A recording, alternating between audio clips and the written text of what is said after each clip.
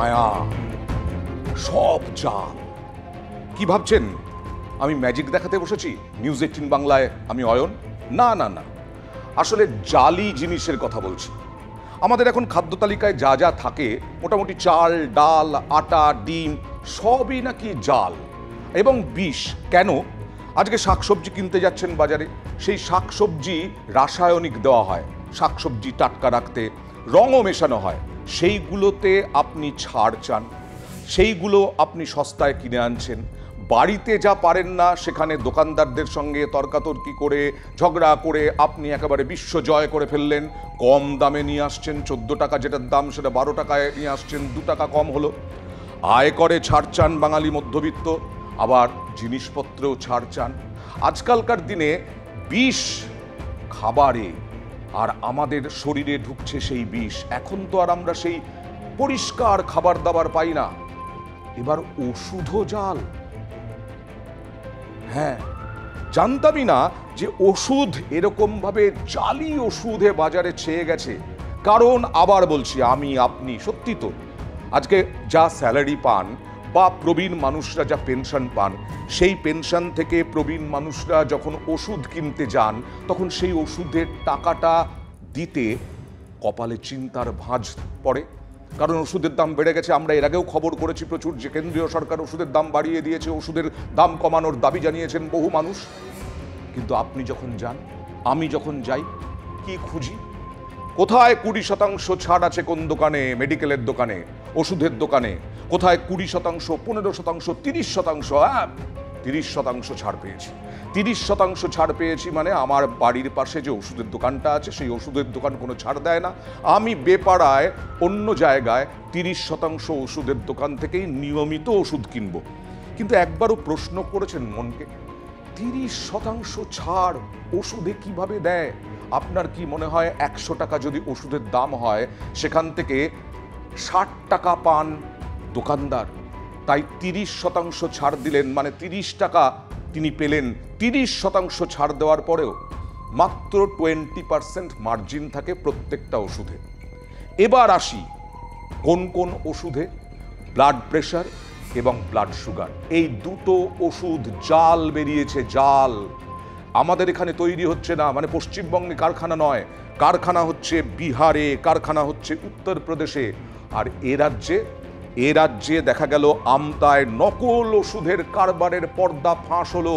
কয়েক কোটি টাকার, কয়েক লক্ষ টাকার জাল ওষুধ বাজারে ছেয়ে গেছে। কোন কোন জেলা জানেন? উত্তর 24 পরগনা, দক্ষিণ 24 পরগনা, নদিয়া, কলকাতা, 4টি জেলায় একটা মাত্র ডিস্ট্রিবিউটারের কাছ থেকে এত জালি ওষুধ বেরোলো। এবার আসি কেন ব্লাড প্রেশার, কেন ব্লাড সুগার বারবার করে বলছি। ব্লাড প্রেশারে হুয়ের তথ্য অনুযায়ী প্রতি 3 জনে 1 জন ব্লাড প্রেশারে ভোগেন। ব্লাড সুগারও তাই।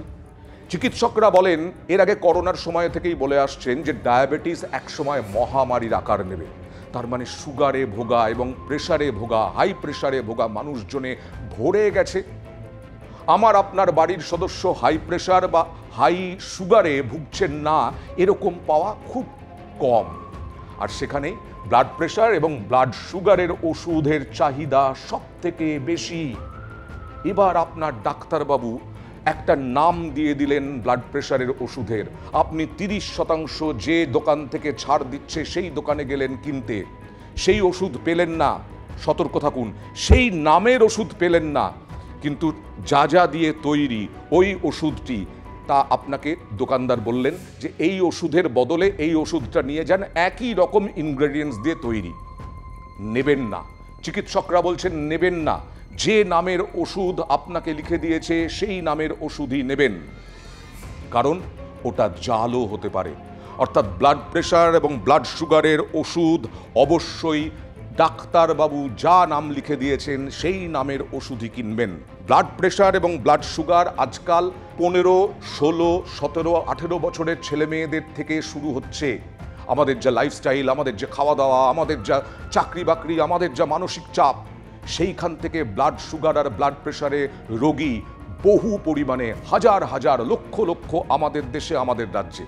আর তাই এদের টার্গেট, জাল বিষ কারবারিদের টার্গেট হচ্ছে ব্লাড প্রেশারের ওষুধ, ব্লাড সুগারের ওষুধ।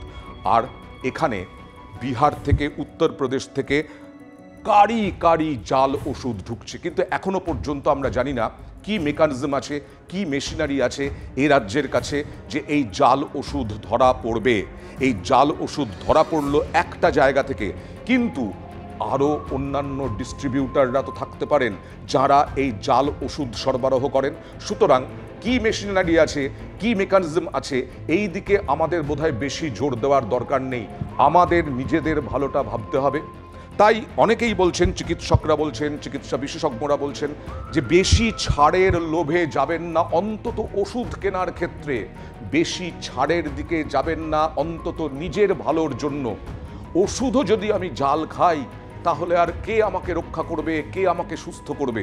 সুতরাং 30% না 20% না 15%, কতটা ছাড় পাচ্ছি সেই দিকে বোধহয় তাকানো আমাদের উচিত নয়। আমাদের উচিত ঠিকঠাক ওষুধ আমরা পাচ্ছি কিনা, আমার শরীর ঠিকঠাক ওষুধ আমার কাছ থেকে নিচ্ছে কিনা।